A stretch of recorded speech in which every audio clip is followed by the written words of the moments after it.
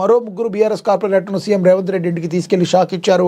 ఆధునిక ఖమ్మం రూపశిల్పిగా పేరున్న తుమ్మల నాగేశ్వరరావు కాంగ్రెస్ ప్రభుత్వంలో మంత్రి కావడంతో బీఆర్ఎస్ నేతలంతా తుమ్మల గొడుగు కింద పనిచేసేందుకు ముందుకు వస్తున్నారు.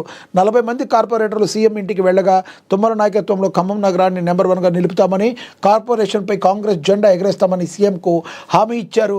బీఆర్ఎస్ నుంచి కాంగ్రెస్ కార్పొరేటర్లు ధనియాల రాధా, తోట ఉమారాణి, రుద్రగాని శ్రీదేవులు చేరారు.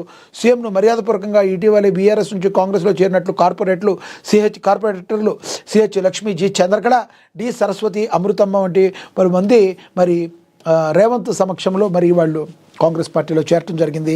ఒక మంచి వ్యక్తి, జనాల్లో ఆదరణ కలిగిన వ్యక్తి ఒక పార్టీలో ఉంటే అక్కడికున్న వాళ్ళ కింద శ్రేణి నాయకులందరూ కూడా ఆయనతో పాటు కాలు కదిపి ముందుకు సాగే అవకాశం అయితే స్పష్టంగా కనబడుతుంది. పార్టీలకు అతీతంగా తుమ్మల నాగేశ్వరరావు ఎప్పుడైతే కాంగ్రెస్ పార్టీలో తనదైన మార్కుతో ముందుకు దూసుకుపోతున్నారో ఆయన్ని మిగతా శ్రేణులందరూ కూడా గొడుగు కిందకి వచ్చి ఆయనతో పాటు ముందుకు వెళ్ళడానికి సాగుతున్నారు. రానున్న రోజుల్లో కాంగ్రెస్ పార్టీ అప్రత్యాశంగా గెలుపొందుతుందని వరంగల్ జిల్లాలో ఖమ్మంకి సంబంధించి ఖమ్మం జిల్లాలో తమకంటూ ఒక ప్రత్యేక గుర్తింపు సంపాదించుకున్నట్టుగా కాంగ్రెస్ పార్టీ ముందుకు వెళ్ళి అప్రత్యాశంగా ముందుకు వెళుతుందని చెప్పి చెప్తున్నారు. చూడాలి రానున్న రోజుల్లో ఏం జరగబోతుందో అనేది.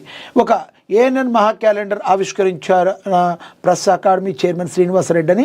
మహబూబాబాద్ జిల్లా కేంద్రంలో ఏఎన్ఎన్ ఛానల్ మహాపత్రిక క్యాలెండర్ను ఐజేయు జాతీయ అధ్యక్షులు ప్రెస్ అకాడమీ చైర్మన్ శ్రీనివాసరెడ్డి ఆవిష్కరించారు. ఈ కార్యక్రమంలో టీయూడబ్ల్యూజే మహబూబాబాద్ జిల్లా అధ్యక్షులు సిహెచ్ శ్రీనివాస్, జిల్లా ప్రధాన కార్యదర్శి గాడిపల్లి శ్రీహరి, జిల్లా నాయకులు దేశపోయిన విజయ్ కుమార్ తదితరులు పాల్గొన్నారు. ఇక మున్సిపల్ ఎన్నికలపై కసరత్తు. ఎస్ఈసి కీలక ప్రకటన అయితే చేసింది. రాష్ట్ర ఎన్నికల సంఘం మున్సిపల్ ఎన్నికలపై దృష్టి సారించింది. ఈ ఎన్నికలపై సన్నద్ధత కసరత్తు చేస్తుంది. దీనిపై బుధవారం జిల్లా కలెక్టర్లు, మున్సిపల్ కమిషనర్లతో రాష్ట్ర ఎన్నికల సంఘం ఉన్నతాధికారులు వీడియో కాన్ఫరెన్స్ నిర్వహించారు. జనవరి 12లోగా ఓటర్ల తుది జాబితా ప్రచురించాలని ఈ సందర్భంగా ఆ అధికారులను ఎస్ఈసి ఆదేశించింది. అలాగే జనవరి 13న టీపోల్ యాప్లో పోలింగ్ స్టేషన్ల ముసాయిదా జాబితా అప్లోడ్ చేయాలని స్పష్టం చేసింది. ఇక జనవరి 16న పోలింగ్ స్టేషన్ల వారీగా ఫోటోలతో కూడిన తుది ఓటర్ల జాబితా ప్రచురించాలని సూచించింది. పంచాయతీ ఎన్నికలు అయిపోయాయి. ఇప్పుడు మున్సిపల్ ఎన్నికలకి నగారా మోగిందనుకోవచ్చు. రానున్న రోజుల్లో రాజకీయ పార్టీలు అన్నీ కూడా వీటి మీద కూడా కాన్సన్ట్రేట్ చేసి విజయమే లక్ష్యంగా ముందుకు వెళ్ళే అవకాశం అయితే కనబడుతుంది. కానీ ఎప్పుడైతే రాష్ట్ర ప్రభుత్వం కాంగ్రెస్ ప్రభుత్వం ప్రజల కోసం చేస్తున్న కార్యక్రమాలు చూసి మేము గెలుస్తామని కాంగ్రెస్ పార్టీ చెప్తుంటే బీఆర్ఎస్ పార్టీ అనేక ఆరోపణలు చేస్తూ ఈసారి గెలుపు మాదే అని గెలుపు కోసం ఉవ్విళ్ళూరుతుంది. ఇక బీజేపీ అయితే తన ఉనికిని కాపాడుకోవడానికి ట్రై చేస్తుంది. పంచాయతీ ఎన్నికల్లో అయితే చాలా దారుణంగా డిపాజిట్లు రాక కూడా విఫలమైన పరిస్థితి మనం బీజేపీ నుంచి చూద్దాం రానున్న ఈ మున్సిపల్ ఎన్నికల్లో ఏ పార్టీలు ఎంత మేరకు సక్సెస్ సాధిస్తాయో అనేది మనం వేచి చూడాల్సిన పరిస్థితి. ఇక గ్రీన్లాండ్పై అమెరికా కన్ను త్వరలో అంటూ ట్రంప్ సన్నిహితుల పోస్టులు. వ్యూహాత్మక ఖనిజాలతో ఉన్న ఆర్కిటిక్ ద్వీపం ట్రంప్ వ్యాఖ్యలపై ఐరోపా దేశాలు ఆగ్రహాన్ని కూడా ప్రచురించారు.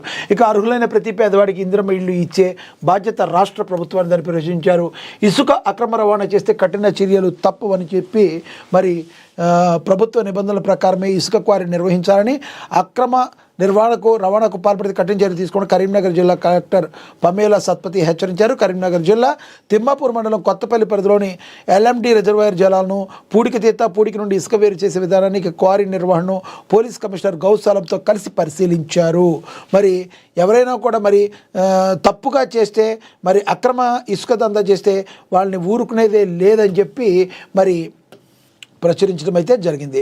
ఇక మున్సిపల్ ఓటర్ జాబితాపై అభ్యంతరాలను పరిష్కరించాలని రాష్ట్ర ఎన్నికల కమిషనర్ రాణి కుముదిని తెలిపారని కూడా ప్రచురించారు. ఇక ఓవరాల్గా అదేవిధంగా అడ్వాన్స్ టెక్నాలజీ సెంటర్ల ద్వారా యువతకు నైపుణ్య శిక్షణ, ఉపాధి కల్పన, ఏటీసీకి త్రాగునీరు సరఫరా, టాయిలెట్స్ రవాణా సదుపాయ కల్పనకు నిధులు మంజూరు చేశారు మంత్రి నల్లమాధవ్ ఉత్తమ్ కుమార్ రెడ్డి అని చెప్పి ప్రచురించడం జరిగింది. ఇక అదేవిధంగా కిషన్ బాగ్లో మాదక ద్రవ్యాల నివారణపై అవగాహన కార్యక్రమం చెప్పారు. విద్యార్థిని